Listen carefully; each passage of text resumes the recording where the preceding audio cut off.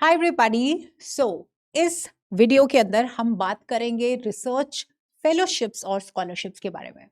Generally I have seen and observed, आप लोगों से बात भी होती है तो मैक्सिमम स्टूडेंट्स को लगता है कि पीएचडी करने के लिए सिर्फ और सिर्फ जेआरएफ या सीएसआईआर नेट की ही फेलोशिप्स होती हैं।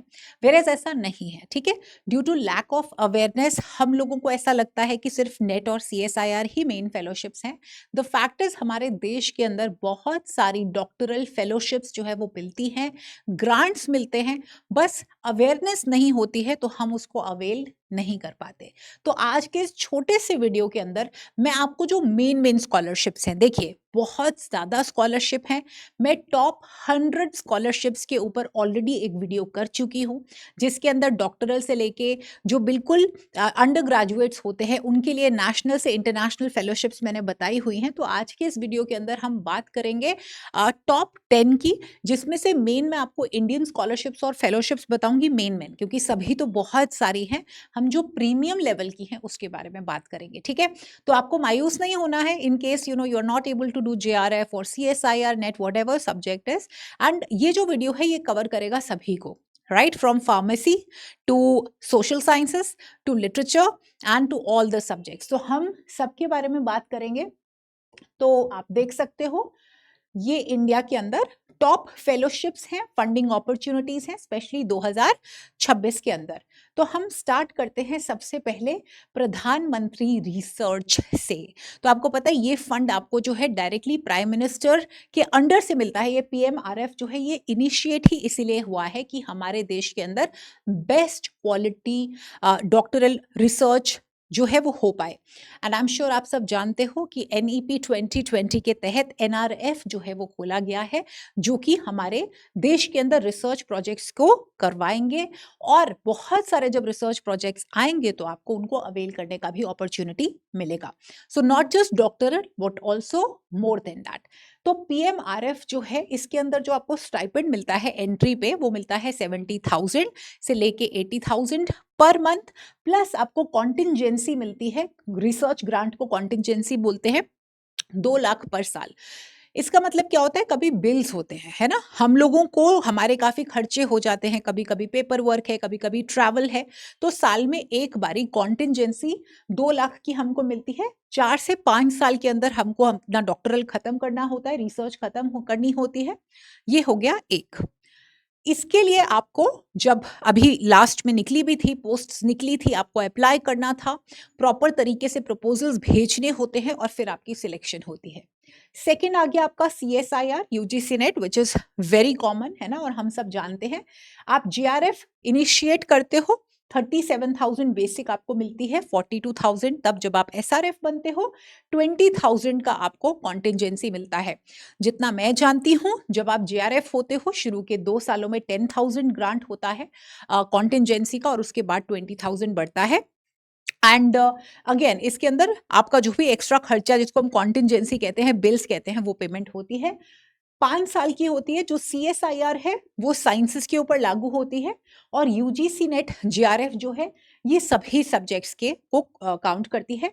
और आप देख सकते हो जो फेलोशिप अमाउंट है वो सेम है। When you join as GRF 37,000, when you become SRF it goes to 42,000। और इसके अलावा एचआरए भी होता है और कॉन्टिंजेंसी भी होती है। Then we come to science subjects, जिसके लिए अगेन आपको अप्लाई करना होता है DST, right. DST Science Technology Inspire Fellowship, one of the most important fellowships in our country। But इसके लिए कोई एग्जाम नहीं है। आप एप्लीकेशंस जब आउट होती हैं आपको अप्लाई करना होता है, प्रॉपर प्रपोजल बनाना होता है, and when you are selected you get this. तो इसके अंदर भी अमाउंट सेम है, 5 साल की 37,000 we start, 42,000 when you become SRF, that is senior research fellow। Then we have in biotechnology, DBT के अंदर अगेन JRF सेम अमाउंट है, JRF SRF वाली, अगेन 20,000 कॉन्टिंजेंसी है, 5 साल, बट फील्ड है biotechnology. So you can share the video with all your friends और people जो कि बाकी सब्जेक्ट्स के हैं और उनको वो करना चाहते हैं रिसर्च, डॉक्टरेट करना चाहते हैं बट अवेयर नहीं है. So I hope this video is going to help all of you. Then we have in the medical sciences. ठीक है, वो लोग जो मेडिकल साइंसेस वाले हैं, अगेन आईसीएमआर इनकी जेआरएफ फेलोशिप होती है. They start with junior research fellowship. The same amount 37,000, 42,000 SRF. Norms होते हैं एज आई टोल्ड यू कि डिपेंड होता है, एक लिमिटेशन होती है आपकी बिल्स की. डिपेंडेबिलिटी सिचुएशन कॉन्टेक्स्ट के हिसाब से जो कॉन्टिंजेंसी होती है वो आपको मिलती है, कोई स्पेसिफाइड नहीं है इसके अंदर. देन इज सभी सब्जेक्ट्स के लिए आईआईटीज के अंदर again you join as JRF. हमारे मुझे बहुत खुशी होती है, मैं एजुकेशन सब्जेक्ट से हूँ.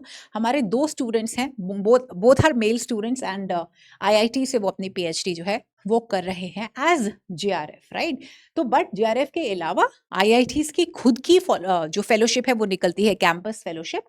एंड अगेन इसके अंदर कॉन्टिंजेंसी वेरी करती है, 5 साल की होती है, सभी सब्जेक्ट्स के ऊपर अप्लाई होती है, सोशल साइंसेस, टेक्नोलॉजी, डिपेंड करता है वो एप्लीकेशंस कौन से सब्जेक्ट्स की निकालते हैं वैकेंसीज. देन वी हैव निपर जिसका अमाउंट सेम है, ये फार्मेसी के जो स्टूडेंट्स हैं उन पे लागू होती है. प्रोजेक्ट टू प्रोजेक्ट वेरी करता है, कई प्रोजेक्ट्स होते हैं जहाँ पे बहुत ज़्यादा खर्चा होता है, तो डिपेंडिंग अपॉन द बिल्स आपको वो कॉन्टिंजेंसी मिलती है. Then we have in basic sciences, IISER के अंदर again you start as junior research fellow, 42,000 for senior research fellow. इसके अंदर आपको कॉन्टिंजेंसी नहीं मिलती है, 5 साल का है. और उसके बाद ये बेसिक साइंसेस का होता है. आईआईएससी बैंगलोर के अंदर अगेन कॉन्टिंजेंसी वेरी करती है, 5 साल. अगेन जैसे कि आईआईटीज के अंदर साइंसेस और सोशल साइंसेस दोनों इंक्लूड होते हैं, same goes with IISc also. ध्यान रखिए जो बेसिक जेआरएफ एसआरएफ है वो सभी में अप्रोक्सीमेटली सेम है. कुछ फेलोशिप्स के अंदर आपको कॉन्टिंजेंसी मिलती है, किसी में नहीं मिलती. ज्यादा किसके अंदर मिलती है कॉन्टिंजेंसी आपको? पीएमआरएफ, साल में एक ही बारी मिलती है, ये आपको मंथली मिलती है. ठीक है. Then as I told you IISc Bangalore again ये वैकेंसीज निकालते हैं, एप्लीकेशंस आपको फिल करनी होती है, बेस्ड होता है आपके प्रपोजल के एक्सेप्टेंस के ऊपर, followed by interview. Then we have Tata institute, TIFR. ये भी आप जेआरएफ में आपको 37,000, then you get 42,000.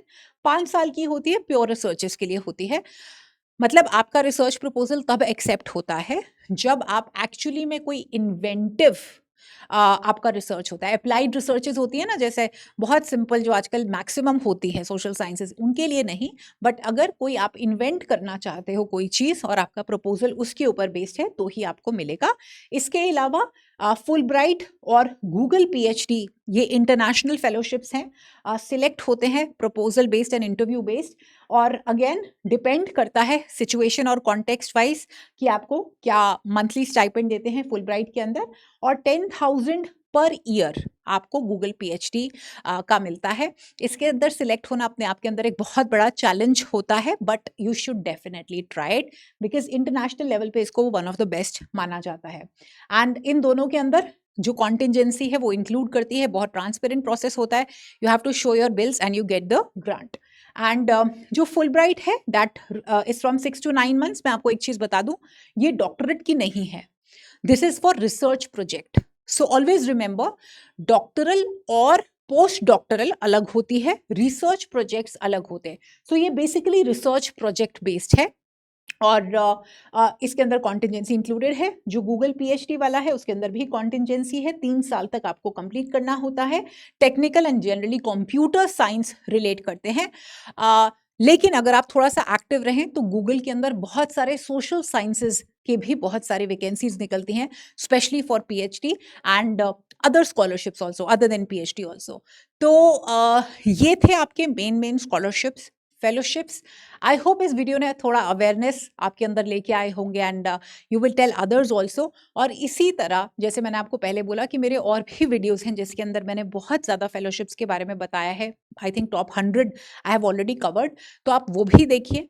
And just be aware of how things are happening, apply करिए। कहते हैं ना कि नॉलेज इज पावर। तो बहुत सारे बच्चे इसी में बैठे रहते हैं कि जेआरएफ नहीं निकल रहा है तो हम क्या करें, हम नेट ही है। तो मैं बहुत बार आपको कहती हूँ, इसके अलावा एक चीज बता रही हूँ कि बहुत सारे यूनिवर्सिटीज हैं जहां पे ICSSR, Indian council of social science and research, अगर आपका जेआरएफ नहीं हो रहा है, आपका एज बढ़ गया है, तो ये मैं आपको एक्स्ट्रा बाइट ऑफ इंफॉर्मेशन दे रही हूँ। नोट खुला नहीं तो मैं उस पर लिख देती। आप एक बारी अगर आपने नेट कर लिया है, आपका एज क्रॉस हो चुका है, आप एडमिशन ले लीजिए किसी यूनिवर्सिटी के अंदर, ठीक है। आप रिसर्च प्रपोजल बना लिया आपने, आपकी प्रीआरडीसी हो गई, शुरू में हो जाती है। आप पहले कुछ महीने आपको रिसर्च कोर्स वर्क करना होता है। आपका टॉपिक एक बारी जब फाइनलाइज होता है तो हर साल आईसीएसएसआर फेलोशिप्स निकालती है जो 3 साल तक होती है।